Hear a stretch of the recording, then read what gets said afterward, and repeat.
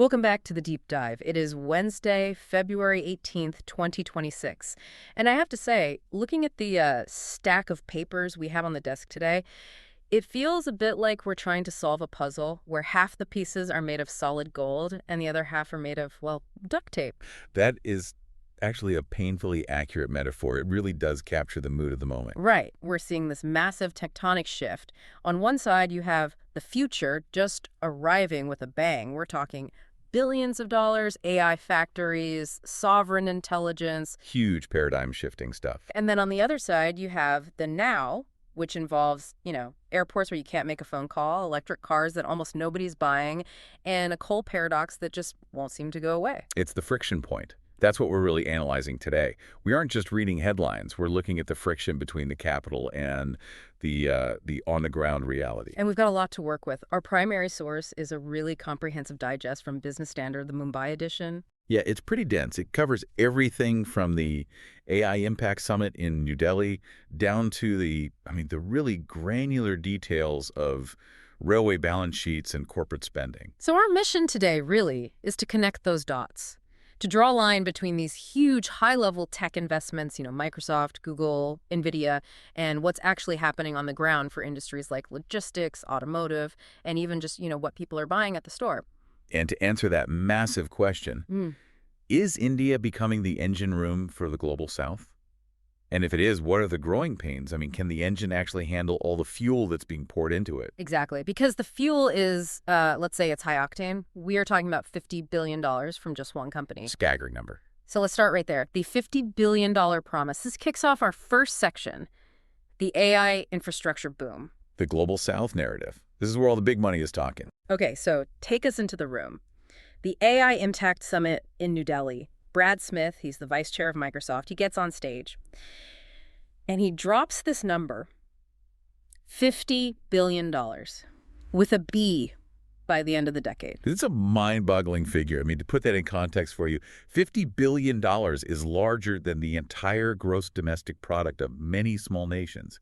It's an absolute ocean of capital. So is this just a PR number, or is there a real strategy behind it? Oh, there's a deep strategy. Well, you have to look past the sticker shock to understand why he's saying it. Smith was very specific. He kept talking about the inequality between the global north and the global south. Which is a nice way of saying that the rich countries usually get all the cool new toys first. Historically, yes. And that's the key. Think about the steam engine. The Industrial Revolution kicks off in Britain in the late 1700s. By the time that technology really permeated the global south, places like India, parts of Africa, South America, decades, in some cases a century, had passed. There's a lag time. A huge lag time. Yeah. And that lag time creates an economic disparity that can take generations to fix. If you get the engine 50 years late, you are 50 years behind in productivity. It's a gap that's almost impossible to close. So Microsoft's pitch is that AI can be different. Exactly. They're positioning AI not just as another productivity tool, but as the great economic equalizer. Smith's argument, his whole thesis, is that if the global south gets access to this foundational AI infrastructure at the same time as the north, you eliminate that historical lag. Yeah. You can compress development cycles from decades into years. So this isn't charity. This isn't philanthropy. Oh, absolutely not. Not even close. This is a land grab. It is a massive geopolitical chess move. Think about it. If Microsoft builds the fundamental AI infrastructure in the global south, they own the rails that the future economy of half the planet runs on. They become the digital landlords. They become the landlord of the digital future. And this $50 billion, you have to remember, it follows Satya Nadella's previous commitment of $17 billion specifically for India. So the money is real, it's targeted. Okay, but it's interesting. You can't have a digital cloud without, physical pipes. And that's where Google comes into the picture. Right, and that's the perfect way to look at it. While Microsoft is talking about building the brains, the data centers, the servers, the processors, Google is focused on building the nervous system, the actual cables. And they announced new subsea cable routes. Yeah, new routes connecting the U.S., India, and multiple other locations across the southern hemisphere. I feel like we should pause on this for a second because people hear the cloud and they think it's all satellites or radio waves or something ethereal, but the internet is literally under the ocean. It is 99% under the ocean. These are fiber optic cables, most of them about the thickness of a garden hose just resting on the seabed. And the reason this matters so much for AI specifically is about latency and bandwidth. Okay, so explain that. Why does an AI model need special cables compared to me just streaming a movie on Netflix? It's the sheer volume and the bidirectionality of the data. When you are training a large language model or running a real-time inference calculation across continents, the amount of data moving back and forth is just exponential compared to a 4K video stream, which is mostly one way. It's a fire hose versus a garden hose. It is. Yeah. If you don't have the physical bandwidth, the literal size of the pipe, it creates a bottleneck, a digital traffic jam. Mm-hmm. So Google is essentially widening the global highway so that when all of Microsoft's AI cars hit the road, there isn't a gridlock somewhere in the middle of the Atlantic Ocean. And the routing is key here, specifically connecting the southern hemisphere. That's the really strategic part. Historically, most of the big data cables went through the northern hemisphere, New York to London, across the Atlantic. By routing new ones through the south, they're creating redundancy. And quite frankly, they're avoiding some major geopolitical choke points. It's about diversifying the routes. It's about ensuring that the global south has a direct high-speed line to the U.S. and to each other without always having to route their data through Europe or East Asia. It gives them more independence. So we have the money from Microsoft, we have the pipes from Google. Now let's talk about the factories. And I don't mean shoe factories, I mean AI factories. This is the term coming out of the new partnership between Nvidia and L&T Larsen and Tubro. They've announced they're building a gigawatt-scale AI factory. Factory implies they are making something tangible, but they're just processing data, right? I mean, why the rebrand from data center? It's a very deliberate choice of words. Jensen Huang, the CEO of Nvidia, he's been pushing this terminology for a while now. Because a data center sounds passive. It sounds like a warehouse where you just store old files, a digital attic. Right. An AI factory, on the other hand, implies an active production facility. It takes in a raw material data, and it processes that raw material into a valuable finished product intelligence. You feed in information, and you get out insight. It's a much more powerful metaphor. And gigawatt scale. Just for context, a gigawatt is enough electricity to power a medium-sized city. Yeah, roughly 700,000 homes. That is the energy footprint of just one of these facilities. It really highlights the sheer physical cost of this digital revolution. We often think of digital as being light or clean, but at this scale, it's heavy industry. It consumes massive amounts of electricity and, of course, water for cooling. Well, speaking of physical costs and cooling, let's talk about the hardware itself. We've got Yada Data Services. They are really doubling down. More than doubling down. They are investing an additional $4 billion this year alone, just this year. And they've placed an order for 40,000 more GPUs from Nvidia. And these aren't just the standard ones you'd find in a gaming PC. They specifically mentioned deploying liquid-cooled Blackwell Ultra GPUs. Now, I know what liquid cooling does in my car's engine. It stops it from overheating, but why do we need it for a computer chip? It's all about heat density. These new Blackwell chips are just incredibly powerful. They pack billions of transistors into a tiny, tiny space. When you run electricity through them to do the complex mathematical calculations required for AI, they generate immense electrical resistance, which manifests as heat. I mean, like frying an egg hot. And the little fans we have in our laptops just aren't going to cut it. Not even close. Air is actually a terrible conductor of heat. When you have thousands of these chips stacked just inches apart from each other in a server rack, blowing air over them just doesn't remove the heat fast enough.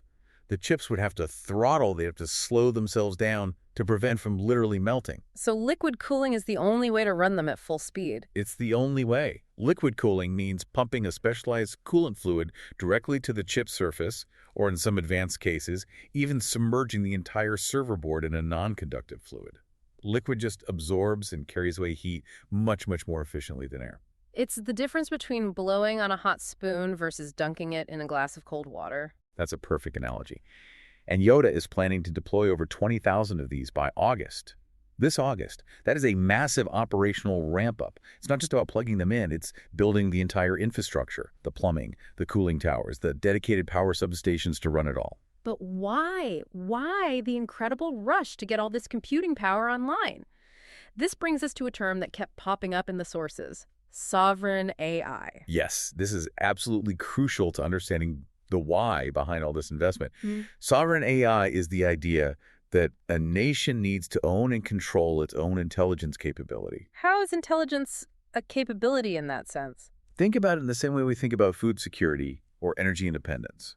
If you rely on another country for all your oil, They can turn off the tap and cripple your economy. Okay. Now imagine if you rely on American servers in, say, California to run your country's banking AI or your national healthcare AI or your defense and security AI. Yeah. You are profoundly vulnerable. You don't want your country's brain to be sitting in someone else's jar on a shelf somewhere. Precisely. India wants its own compute capacity, on its own soil, governed by its own laws. It wants to train AI models on Indian languages, on Indian cultural data, on sensitive government data, without that data ever having to leave the country's borders. It's a national security play disguised as a tech investment. Okay, so we've established the high-level game. It's geopolitics, it's billions of dollars, it's underwater cables and liquid-cooled chips. But does any of this actually change anything for a regular business, a company that makes appliances or furniture?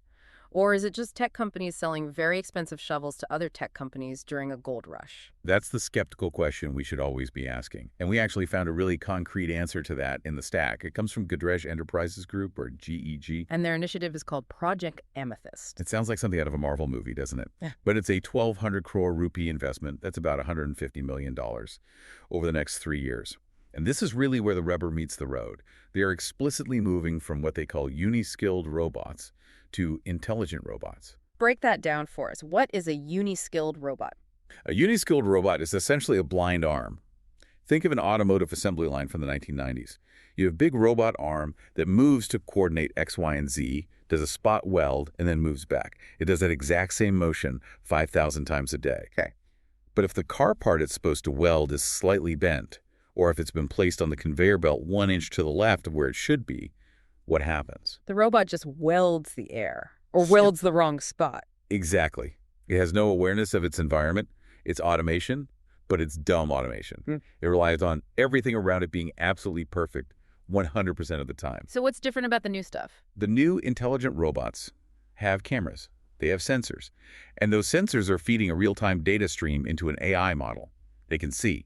If the part is moved, the robot adjusts its path. If the reflection off the metal looks different, suggesting a different material or defect, it can change the weld temperature on the fly. It's autonomous. It can handle a little bit of chaos. And there was a great quote about this from Vijay Balakrishnan, the CDIO of Godrej. Yeah, he said, "Today, the rich commodity is intelligence. It's not about owning the drone anymore. It's about what the drone understands. It's not about the robot arm. It's about what the robot arm sees and how it reacts." That sounds incredible for efficiency and for quality control. But, and there's always a, but what about the guy who used to supervise the welding? What happens to his job? And that is the workforce question. This is the elephant in every factory in the world right now. Balakrishnan makes the claim, and I'm quoting directly here, that this technology allows them to handle twice the output with the same workforce. Which is the standard "we come in peace" argument you hear from every tech executive who is introducing automation. We aren't firing people, we're just making our existing people more productive. And do we buy that? Is it just optimistic corporate spin? I'd say it's a half-truth. It is true if the company is in a high-growth phase. If Godrej genuinely sees demand for their products double in the next 5 years, then yes, they can keep the same number of humans and just use the robots to handle all the extra production load. But what happens if demand stays flat? Well, then you have twice the production capacity that you actually need, and the robots don't take sick days or ask for raises. Exactly. In a flat or shrinking market, efficiency almost always translates to redundancy for human workers. Now, to be fair to Godrej, they are putting their money where their mouth is when it comes to training. They announced 600,000 hours of AI training for their employees. That's a massive number of hours. That's not just a weekend seminar. It's a huge commitment. It suggests they are genuinely trying to upskill their blue-collar workforce to become robot wranglers or automation supervisors, rather than just replacing them outright. The goal is for the welder to become the person who manages a team of 10 welding robots. But it's a transition period. And transitions are always messy and painful for the people caught in the middle. It's a race between education and obsolescence. That is the defining race of the 21st century right there. So we've laid out the digital backbone that's being built. Let's shift our focus now to the physical backbone. Because you can have the smartest AI in the world, but if you can't physically move goods from point A to point B, you don't really have an economy. Logistics layer. And we have a development in our sources that is genuinely historic in the world of maritime shipping. This involves the French shipping giant, CMA-CGM. Their chairman and CEO, Rodolphe Saadé, is in India as part of President Macron's official delegation, and they just signed a very big check. A $350 million check, to be precise. They have officially contracted Cochin Shipyard to build 6 new dual-fuel container vessels. So why is this so historic? I mean, ships get built all the time, right? Not in India. Not these kinds of ships. For a global client, for the last 30 years, if you were a major global shipping line and you needed new container ships, you had 2 phone numbers in your Rolodex, one in South Korea and one in China.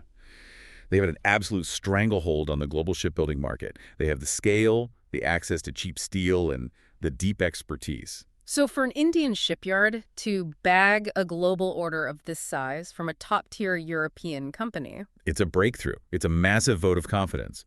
It's Saadé saying, we are willing to bet that India can execute this project to our standards. Now, to be clear, these aren't the massive megaships you see getting stuck in the Suez Canal. These are 1,700 TEU vessels. They're mid-sized feeder ships that operate on regional routes. And Saadé himself called it a test case. Exactly. He's dipping a toe in the water. If Cochin Shipyard delivers these 6 ships on time, on budget, and with excellent quality, it opens the floodgates. It proves to the world that India can be a premier shipbuilding nation, not just a shipbreaking nation. That's a really crucial distinction. We've been known for allaying for so long, the place where ships go to die. This is about being the place where they're born. And notice the tech spec they ordered. Dual-fuel vessels. What does that mean in this context? Gas and electric, like a hybrid car? No, in the shipping world, dual fuel usually means they can run on traditional, dirty bunker fuel, or they can switch to a much cleaner alternative like LNG, which is liquefied natural gas, or methanol. It's a key part of the green transition in the shipping industry. So India isn't just building old tech ships. They are building modern, eco-compliant vessels right from the start. It puts Cochin on the map for high-tech manufacturing. And it seems CMA-CGM isn't stopping at the water's edge. They're also hiring 1,000 Indian seafarers and looking to invest another $300 million in a logistics platform near Mumbai. It's a classic vertical integration play. They want to own the ship, they want to employ the crew that sails it, and they want to control the port terminal where the goods land. It ties back perfectly to that India as the engine of the global South narrative. If you're going to be the factory of the world, you need to own and control your own supply chain. You can't rely on foreign ships to move your goods forever. Okay, so from ships to planes, let's talk about moving things by air. We have a story here that, honestly, it made me laugh, but it's also just deeply frustrating. It's the saga of the new Navi Mumbai International Airport. Ah, yes. The airport of the future.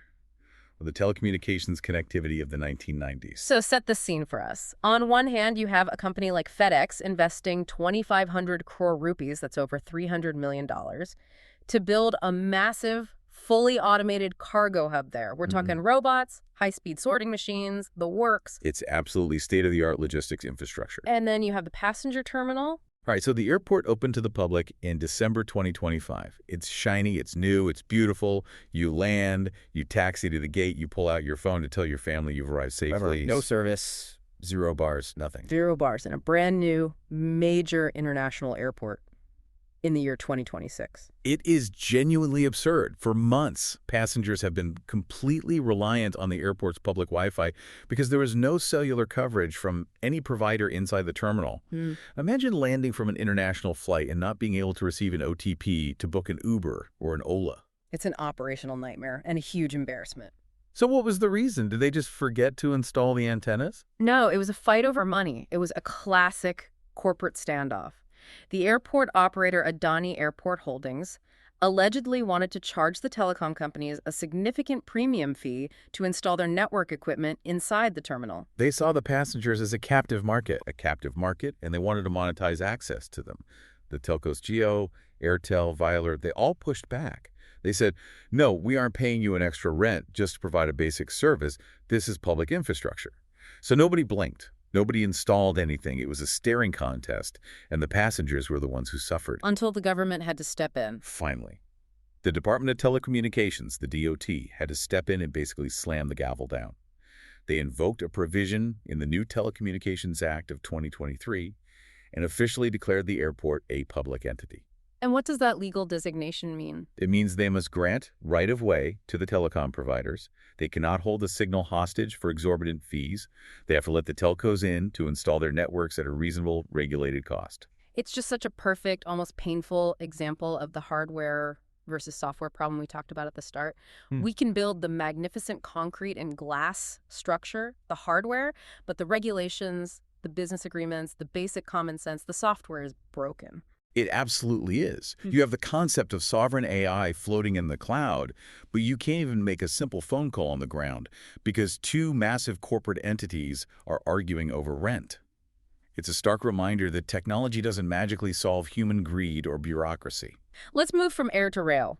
Because if we think billions of dollars is a lot for AI and airports, the railway ministry is playing with some truly serious numbers. This is the monetization plan, and it's a fascinating bit of financial engineering, actually. So the government has a plan to raise 80,000 crore rupees by the year 2030. That's about 10 billion US dollars.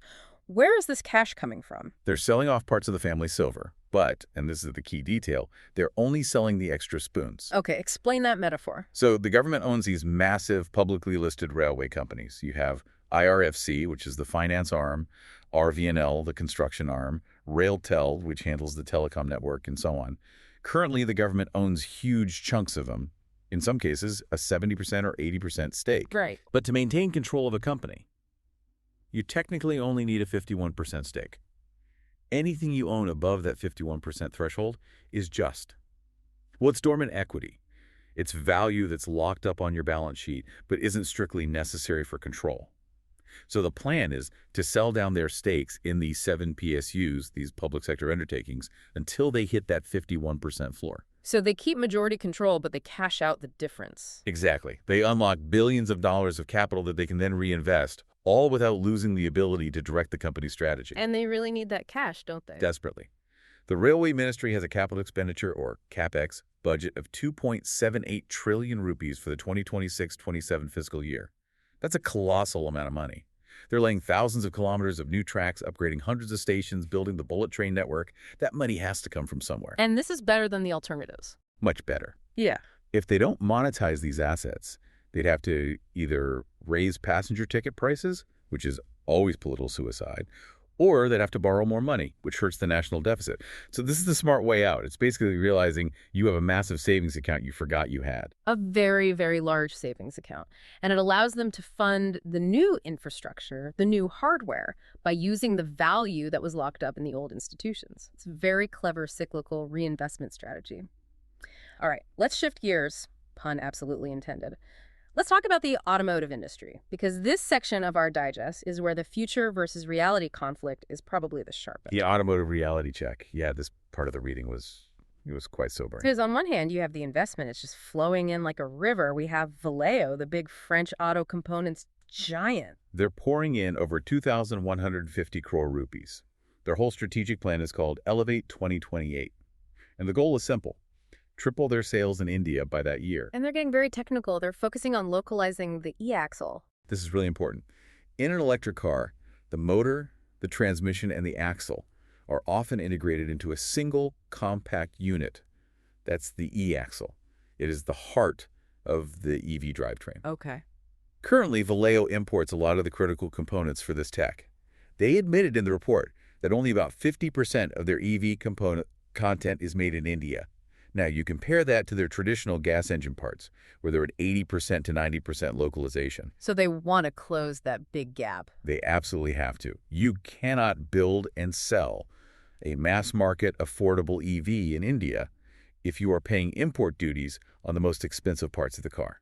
It just doesn't work economically. You have to build it here to sell it here at a competitive price. And it's not just suppliers. We have Nissan, who are finally back in the game. They've been very quiet for a while. Very, very quiet. I mean, they've basically been surviving on the sales of the Magnite for the last few years. Yeah. But now they have this resurgence plan. They've set a target of hitting 100,000 domestic sales plus another 100,000 exports. That export number is really interesting. It's that make in India, sell to the world strategy again. It's the strategy of the moment for every automaker. They are specifically looking to leverage India's free trade agreements with places like the UK and Europe. If they can build EVs cheaply in their Chennai plant and then ship them to London or Paris tariff-free, that's a very compelling business model. Okay, so the investment is there. The factories are gearing up, the supply chain is localizing, the ambition is huge. But are the drivers actually showing up to buy the cars? This is where the bucket of ice-cold water hits you in the face. We have the final adoption data for the full year of 2025. And it's not good. It's abysmal.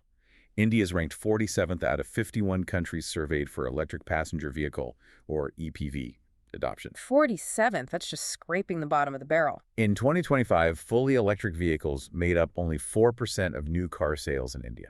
4%. And you have to remember, the government's official target was 30% by the year 2030. We aren't even in the same ballpark. The Heavy Industries Ministry is now walking that back, admitting they might only hit 10% by 2030, if they're lucky. Which represents a massive failure of policy and market planning. It means we are fundamentally missing the global curve on this transition. But here is the statistic from the report that absolutely blew my mind. We always compare ourselves to Norway, which is at 97% EV adoption, or to China, which is at 53%. But do you know who is number 2 in the entire world? It's Nepal. Nepal. Our neighbor to the north. They are at 73% EV adoption.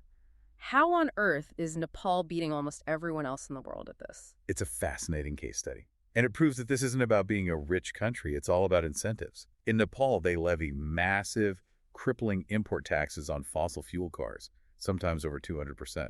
So if you want to buy a petrol SUV in Nepal, you end up paying triple the sticker price. But the tax on EVs is tiny in comparison. So it's simple economics. They just made the green choice the cheap choice. They made the green choice the only rational economic choice.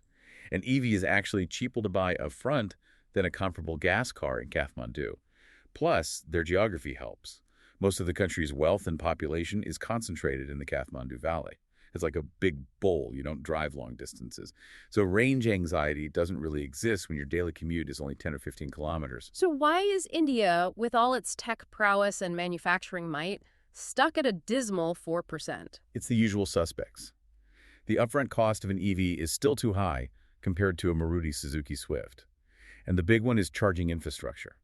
If you live in a high-rise apartment tower in Mumbai or Delhi, you can't exactly throw an extension cord out of your 15th floor window to charge your car overnight. It's that classic chicken and egg problem. People won't buy the cars until the chargers are everywhere, and companies won't invest in building chargers until enough people have bought the cars. There's one silver lining on the horizon, though. It's a model called battery as a service. Right. MG and Maruti are both starting to experiment with this. You buy the car, but you lease or rent the battery separately. And that's key, because the battery can be 40 to 50% of the total cost of an EV. This model removed the single most expensive part of the car from the initial sticker price. It turns a massive capital cost into a smaller monthly operating cost. It's like buying a printer for a low price, but then subscribing to the ink. If that model clicks with consumers in 2026, we might finally see the needle start to move. But right now, the gap between the billions being invested in factories and the 4% of people buying the product, it's a massive financial risk. It's a bubble just waiting to pop if the consumers don't catch up to the corporate ambition. Okay, let's zoom out from cars to the broader economy. What are regular people buying at the grocery store? The FMCG sector, fast-moving consumer goods. This is the real pulse of the national economy. If people are buying less soap and biscuits, the economy's in trouble. And the big players, companies like Hindustan Unilever, HUL, and Dabur, they're shifting their strategy. The new mantra is volume over price. This is a really important signal that inflation might finally be cooling down. For the last 2 or 3 years, these companies grew their revenue mostly by raising prices. You bought the same tube of toothpaste, but you just paid 20 rupees more for it. Now it seems they can't do that anymore. The consumer's wallet is tapped out. So to grow their business, they have to actually convince people to buy more toothpaste, not just pay more for the same amount. Exactly. It's a return to fundamental marketing and sales. HUL is investing 2,000 crore in its manufacturing capacity, specifically to support this expected volume growth. And the CEO of Dabur pointed to what he called the rural revival as a key driver. Why is rural consumption so important for these companies? It's the heartland. It's where the majority of the population still lives. When rural India starts buying more, it's a sign that the agricultural economy is healthy, that monsoons have been good, and that people have disposable income. They're also banking heavily on future GST rate cuts. They're hoping the government will lower the taxes on daily necessities, which would put even more money back into people's pockets. Let's look at the financial plumbing of the economy for a moment. The RBI, the Reserve Bank of India, make a quiet but pretty significant move regarding something called acquisition financing. This sounds dry and technical, but it's actually kind of spicy. Historically, Indian banks were very, very restricted from lending money to companies specifically for the purpose of M&A mergers and acquisitions. So you couldn't just go to a bank and get a loan to buy out your biggest competitor. Not easily. The RBI was always worried about companies going on reckless, debt-fueled empire-building sprees using public money from the banks. But now they've issued the final guidelines. They are officially opening the door. But cautiously, I take it. Very cautiously. The vibe they're giving is crawl, walk, run. Banks are now allowed to lend for M&A, but there are strict caps. It can only be about 10% to 20% of their core capital, and every single deal has to be approved by the bank's board. So what does this mean for the corporate world? We might see a wave of consolidation. Big fish eating smaller fish. It's very likely. If you're a mid-sized company in a crowded market, and a big player now suddenly has access to cheaper bank loans to fund an acquisition, you should probably expect some phone calls. It's going to reshape the competitive landscape in a lot of industries. Well, speaking of companies raising money, the IPO market seems to be having a bit of a hangover. The party was absolutely raging in FY25, but FY26 feels a lot more sober. The easy money era seems to be fading. In the 2025 fiscal year, a staggering 82% of all IPOs had listing gains. Meaning, if you were lucky enough to get an allotment in the IPO, the stock price popped up on the very first day of trading, and you could make an instant, risk-free profit. It was free money. You didn't even need to know what the company did. You just bought the IPO and flipped it for a 20 or 30% gain. Yeah. But in FY26, so far, that number has dropped all the way down to 65%. And we saw some really high-profile flops, iFinance and Fractal Analytics, for instance. Both had zero listing gains. They opened completely flat. It means that investors are finally becoming picky. They're actually reading the prospectus now. Imagine that, reading the financial documents before you invest your money. What a concept. It's a sign of a maturing market. The pure hype is settling down, and fundamentals are starting to matter again, which is probably a healthy thing in the long run. Let's switch tracks to health and pharma. We have a fascinating split screen in this section. On one side, you have AI that is completely revolutionizing the process of drug discovery. And on the other side, you have clipboards. The innovation versus implementation gap in its starkest form. Let's start with the sci-fi stuff. We have MSD, which is Merck, and Takeda. They're both using AI in a big way. A huge way. MSD claims that using AI has doubled their drug development pipeline in just 2 years. That is an insane speed in the pharmaceutical world. Usually finding a viable drug molecule can take a decade. They're also using tools they call content accelerators that use AI to write regulatory documents, cutting the time down from weeks to just days. And Takeda is specifically using India as a capability hub for this digital shift. Right, again, we see India becoming the back office for this high-tech work, the data analysis, the AI modeling, the computational biology. A lot of that brain work is happening here. But then you have the reality check. It comes from Stefan Miltenyi of Miltenyi Biotech. And he basically said, everyone, hold your horses. He was the necessary voice of reason in the room. He pointed out that AI is absolutely fantastic for designing the drug, the molecular modeling, the pure chemistry part. But the bottleneck in the system has just moved further down the line. To the clinical trials? To testing the drug on actual human beings. That involves doctors, patients, hospitals, and paperwork. Mountains and mountains of paperwork. He said many trials are still fundamentally paper-based. So you can have the smartest AI in the world design a potential cure in a week. But if it still takes you 5 years to enroll patients, track their progress, and analyze the results using physical clipboards and spreadsheets, the drug still takes 5 years to reach the market. So the speed limit isn't the science anymore. It's the bureaucracy and the logistics of the trial itself. And that's where a company like EPAM Systems is trying to make a difference. They're pushing to reposition India from just being a cost-led delivery base, which is a nice way of saying cheap labor, to be a co-innovation hub. They want to use Indian tech talent to build the software platforms that will finally digitize those clinical trials, to get rid of the clipboards for good. It seems like that's the recurring theme we're seeing across all these sectors today, this big push for India to move from cheap execution to value-add innovation. It is. Whether we're talking about building ships, programming intelligent robots, or designing digital health platforms, the strategic move is always up the value chain. Finally, let's talk about the environment. The air we breathe, the power we use. We have a real paradox here, the coal paradox. A classic good news, bad news situation if there ever was one. Let's start with the good news. In 2025, for the first time in 53 years, coal-based power generation in India actually dropped. It fell by 3%. That is a headline we should absolutely celebrate. It's genuinely historic. Yeah. It's the first time that's happened since the early 1970s. So, are we saved? Is the green transition complete and we can all go home? Not even close. The analysis shows that the drop in 2025 was largely due to luck. We had a really good monsoon, which meant hydropower generation was way up. And, for a variety of reasons, overall power demand growth was slightly lower than had been expected. And now, when we look at the forecast for 2026. Emissions from the power sector are forecast to rise again Why? because the economy is heating up. Remember all those gigawatt-scale AI factories, those new automotive plants, those modernized railways. They all need a massive amount of power to run. Overall power demand is expected to grow by 5 to 7% this year. And our renewable energy sources, solar and wind, they aren't growing fast enough to cover all of that new demand on their own. Exactly. That's the crux of the problem. If total demand for power grows faster than the new green energy supply, you have to turn the old coal plants back on to bridge the gap. You absolutely need that reliable baseload power. So the 2025 drop was a blip, not a trend. The experts in the digest are calling it a temporary slowdown, not a fundamental structural change. India is still walking this incredibly difficult tightrope, trying to balance the desperate need for economic growth with the urgent need to go green.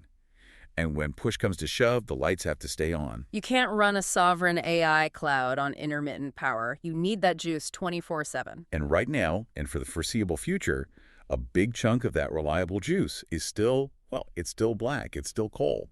So we've covered a huge amount of ground today. I mean, from Brad Smith's $50 billion vision to the lonely passenger at Navi Mumbai airport just trying to find a signal, from intelligent robots at Godrej to the old coal plants firing back up. When you look at this entire stack, this whole puzzle, what is the single big takeaway for you? For me, it's all about the unevenness of the future's arrival. Yeah. We are seeing a massive world-class hardware upgrade happening across the country. India is building the physical and digital assets of a future superpower. The AI factories, the modern ships, the high-speed railways. There's always a but. But the software of our society is seriously lagging behind. And when you say software in this context, you mean? I mean the regulations, the consumer habits, the social adoption rates, the bureaucratic processes. We have robots that can see and think, but we're still running life-saving clinical trials on paper. We have global tech giants laying fiber optic cables to connect the entire hemisphere, but we have airports and telcos fighting over basic service fees. We have factories pumping out world-class electric cars, but almost nobody is buying them because the incentive structures and the charging infrastructure just aren't right yet. It feels like we're building a Ferrari engine and we're trying to drop it into the chassis of a bullock cart that's still figuring out which way the wheels are supposed to turn. That's the perfect image. The engine is polished and ready. The cart is still wobbling. So I guess the provocative thought for you, the listener, to take away from this deep dive is this. Can India's soft infrastructure, its bureaucracy, its consumer willingness, its legal frameworks, can it evolve fast enough to handle the massive hardware that is being built at such a breakneck pace? Or will the friction between those two, the new hardware and the old software, end up slowing the whole machine down? We're building the body of a giant. Now comes the hard part. Building the nervous system to actually run it effectively. Something to chew on. As always, the sources are complex, the picture is messy, but the direction seems to be clear. Forward, fast, and, well, a little bit bumpy. Very bumpy, but also very, very exciting. Thanks for diving in with us. We'll see you on the next one. Stay curious.